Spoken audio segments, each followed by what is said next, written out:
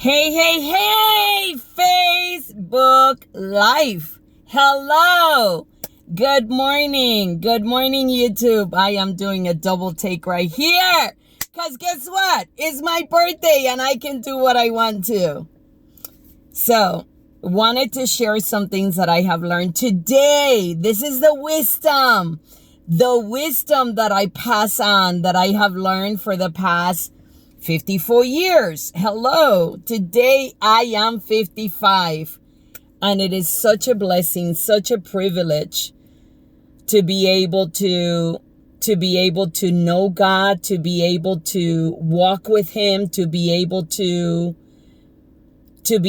know him, to be able to just trust him, to be able to just understand, to be able to understand all the good that he has done in each and every one of us. So, Jesus, thank you so much. George, thank you so much. Thank you so much for watching. And thank you so much for the texts, the messengers, the calls, the Facebooks. I just want to say thank you. I am so extremely forever grateful for all that God has allowed me to do. I have been in different situations in my life throughout these 54 years, today being 55 years, where God alone spared my life. And the latest was October 2nd, 2017, right? That's where the book Gratitude Transformation came from. Hi, Evangelina. Hola, te amo. Hi, Taboris. Thank you so much. As I'm driving right now, I am a brand in 2 days. It's a conference that I did with Ray Perez a few months ago. And I was so focused on taking the right picture for my brand and all this that I paid not very much attention. Thank you so much, Taboris. I love you, my brother. Te amo, te amo, te amo.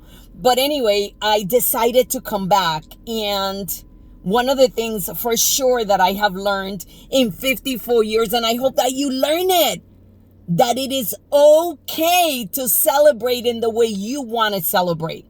Celebrate in that way. Like I told my son was devastated. He was so mad. Mom, you should be home with your family. Why are you going to that conference? Because it's what I want to do. It's my birthday and I can do what I want to, right? And so I said, that's what I'm going to do.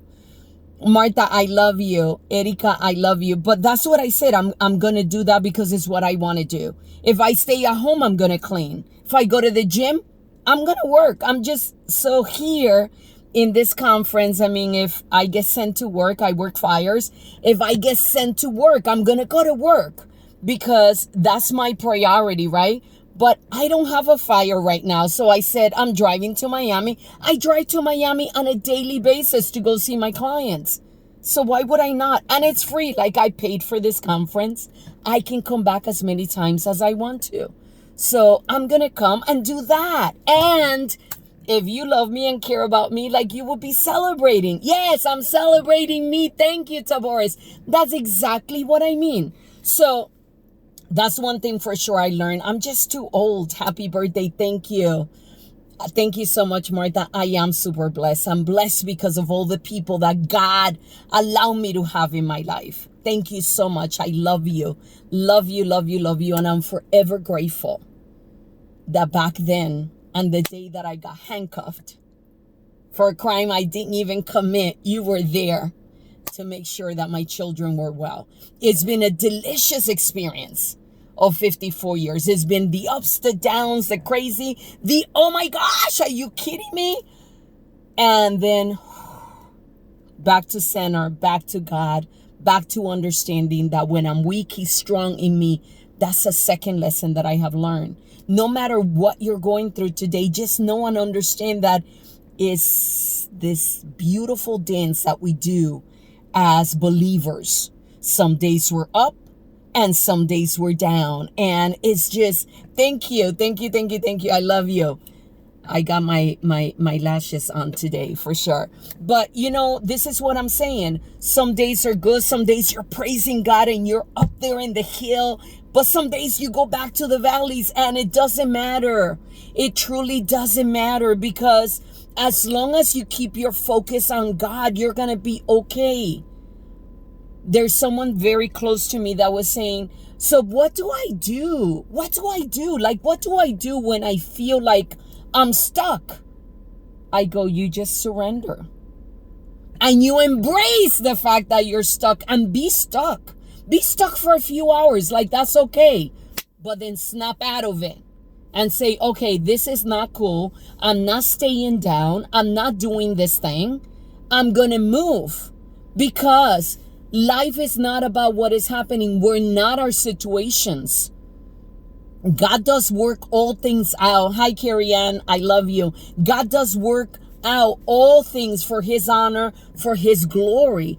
And as long as we have that understanding that God is able to get me through this, I'm going to be okay. Christina, thank you for watching.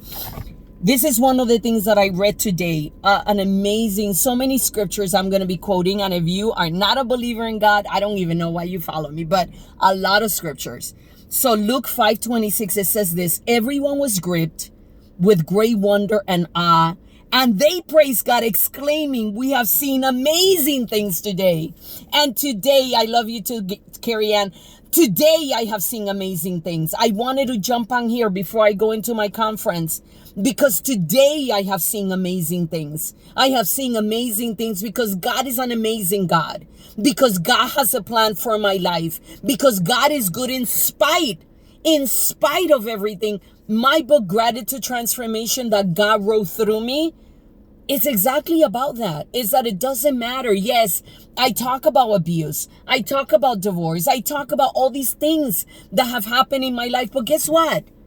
Life happens to all of us. We all have a story. But when we decide to talk from a place of gratitude, from a place of this is good because, then we're able to help the world. And I believe that God put us on this earth so that we would be able to leave this place a better place. So when you think about the amazing wonders that God is, he's amazing. Like, he is amazing. He's a good God. The Bible says that he is the God that will never leave you, that he is the God that will never forsake you, that he is the God that will stick closer than a brother. Like, he's a good God. He understands your pain. No matter what you're going through today, celebrate. If you and I get in a place of gratitude like this morning, it was so amazing this morning. I started my day. I asked my son, Daniel, you want to prime with me? He's like, no. But my husband primed with me. That's like huge, right? For me, it is, because, you know, when I would talk about these things, not necessarily they were received by anyone in the house. And my husband sat his butt down, and for 20 minutes, we primed and we meditated. And if you follow me on YouTube, that the priming, that's the one that we did. Is the latest priming exercise that Tony Robbins has done live, right? So I taped it and I put it on my channel. If you go on YouTube on Glennis Hargreaves, that's what we started, how we started our day. So you start by getting yourself in state, getting yourself in that, you know, our physiology totally changes us. That's why I do a lot of movement, because it changes me. Like, if I'm depressed, that's another thing that I have learned. If I'm depressed, if I'm in my head, if I'm in my thoughts, oh my God, I'm not worthy, I'm not good enough, I can't do this, you know, I'm too old. It's crazy. Sometimes when I was younger, I was too young. I was too young. Can you believe it? When I started at 22 years old, I was too young to be a public adjuster. I was too young to represent people and fight insurance company. And I was too young to be that person that was in between them and the insurance company. That was my mindset. I'm too young. And therefore, they're not going to hire me because I'm too young. Today is I'm too old. Can you believe it? Can you believe it? Today is I'm too old not to be a public adjuster. I can do public adjusting by the grace of God in my head, in my sleep. But to do the things that I want to do with my life, to transition into doing other things that I believe that God put me to do on this earth, I think I'm too old. Like, I'm too old to start a church. I'm too old to start a ministry. I'm too old to, follow my this dream or that dream. I'm too old to learn technology. I'm too old. That's a whole bunch of hogwash. It's just a mindset. Get over it, Glennis. Get over it. Get over it. So priming is about you envisioning.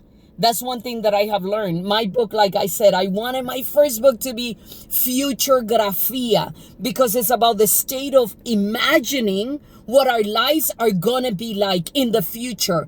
Because we do think the same thoughts.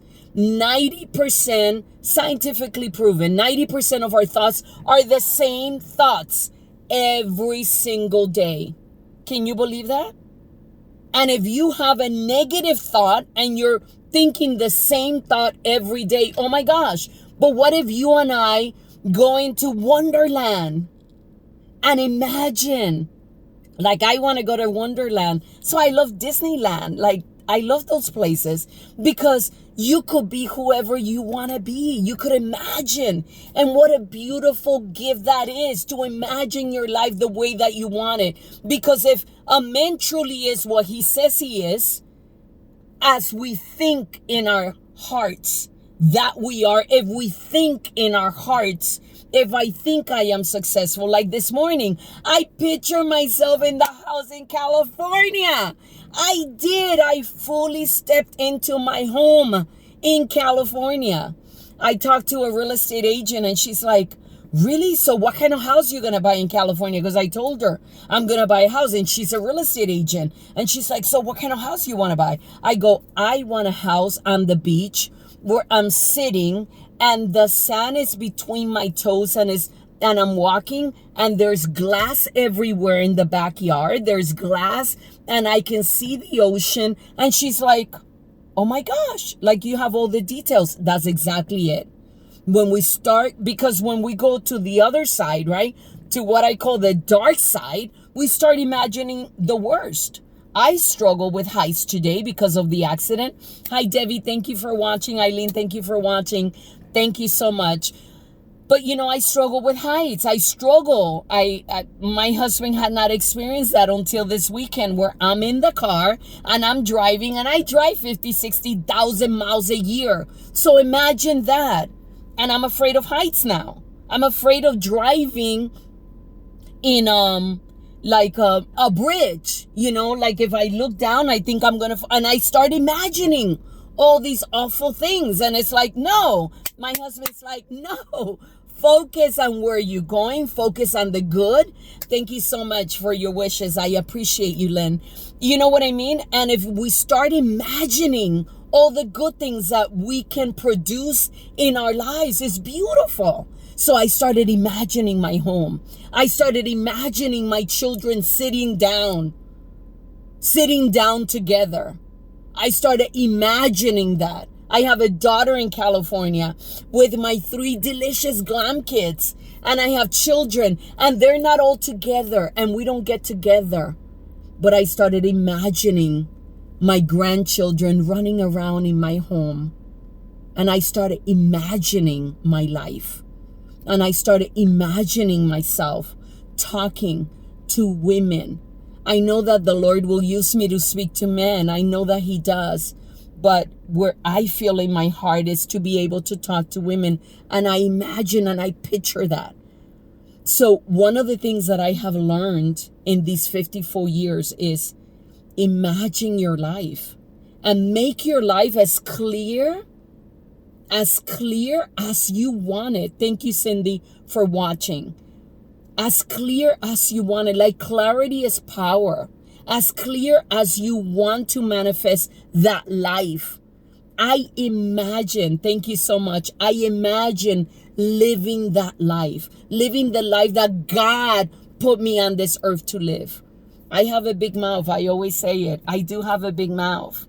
And I believe that because I do, that's why the Lord has anointed my mouth to be able to speak. At the Tony Robbins conference, 14,000 people. They're there for self-development. They're there for something else.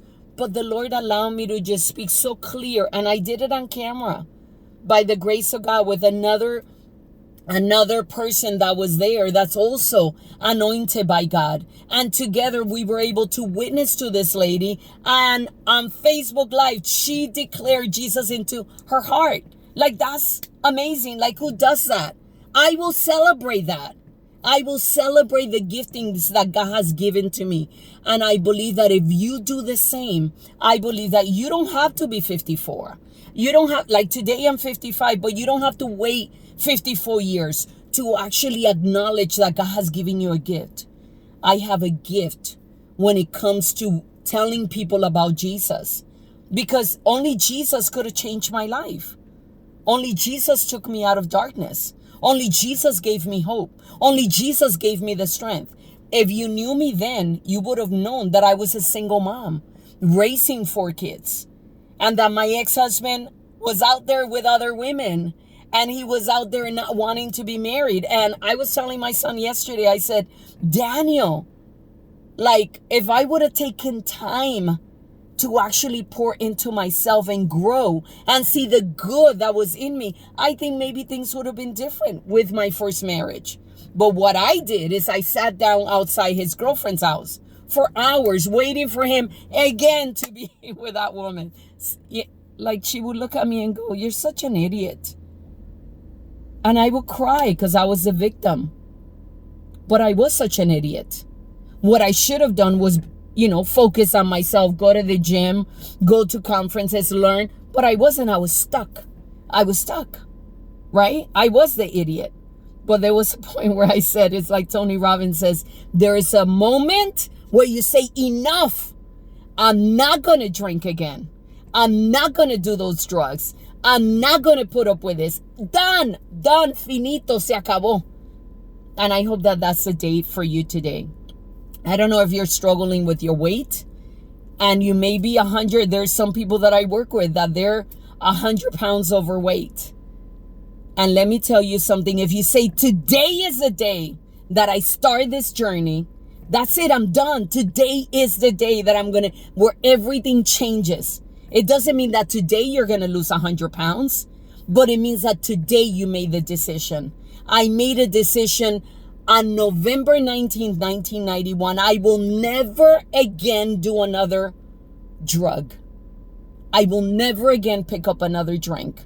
And I do drink, and I do drink plenty. And you pray for me because this is my new addiction. This is coffee in here. Okay, I do drink plenty of water and plenty of coffee, but I don't drink alcohol. And if you drink alcohol, no judgment. But for me, it just doesn't work because I don't know how to do something halfway. It's like Tony Robbins said in the conference. He said, it's so much easier to fast than to go on a diet because there's no negotiating. You're done. Like, you say, that's it. I'm not going to eat. But when you start negotiating with, okay, should I eat chicken? Should I eat fish? I mean, like, no, you should just, whatever you decide, just do it and move that.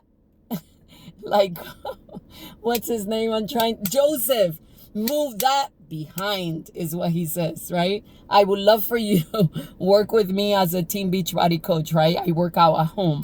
We own a gym, and like when I have the time and I'm able to work out at the gym, but literally it's been months I don't work out at the gym. I used to go to the gym when we didn't own a gym. Ever since we owned the gym, I think I can count with these hands how many times I worked out at the gym. And we've owned it 15 months. I work out at home because at home I get up early. I get it done. There's nobody talking to me. Even when I went to the gym. Hi, Carlene. Thank you so much for watching. Even when I went to the gym, people want to talk and they want to say hello. And I love that because I love our clients. But I don't get to work out. And at home is 45 minutes and I get it done. But it doesn't matter. You could go for a walk. You could go for a run. You could do jumping jacks, for God's sakes. You could get on a bike. It doesn't matter. When you say, that's it, today is the day that everything changes, then everything changes that day. That's one thing that I have learned. Just be. That's another thing that I learned. Just be you. I don't know how to do somebody else. When I lived in California, I was married to a man that was Mexican. And, in California, for the most part, you have a lot of Mexicans, and I wasn't Mexican. I spoke differently. I talked differently. I danced differently. My culture was different. And I didn't know how to fit in. But that's been the story of my life. I'm too dark, right? My mom is white, and my grandmother raised me, and she didn't think I was good enough. And I didn't feel like I fit in, you know? In my line of work in California, I was the second public adjuster. I didn't fit in. It was a Jewish male type of, industry. And I didn't think I fit in. And there, like that, I'm sure you could say 1,000 different places where you feel like you don't fit in. You don't have to fit in. You're not supposed to fit in. The Bible says that when God made you, he made you in his image. He made you unique and different.